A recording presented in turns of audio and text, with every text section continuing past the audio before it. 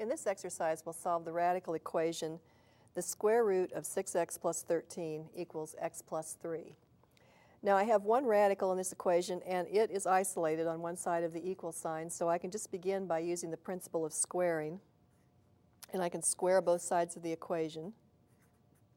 So I have the square root of 6x plus 13 squared, and that's equal to the quantity x plus 3 squared. On the left-hand side, the square root of 6x plus 13 squared is 6x plus 13. And on the right side, squaring this binomial, I get x squared plus 6x plus 9. Now I've got a quadratic equation, so I want to write a 0 on one side. And I can do that if I subtract 6x on both sides and if I also subtract 13 on both sides. When I do that, I have 0 on the left-hand side. On the right-hand side, I have x squared. And when I subtract 6x over here, I get 0x, or 0.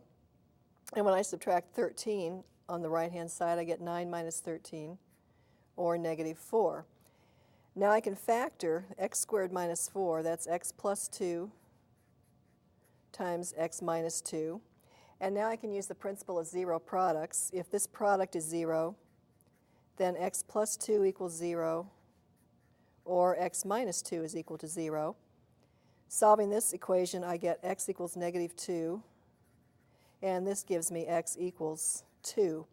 And if I take each of these values for x and substitute it back in the original equation, I find that each one gives a true equation.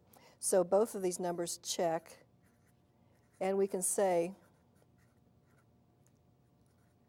the solutions are negative 2 and 2.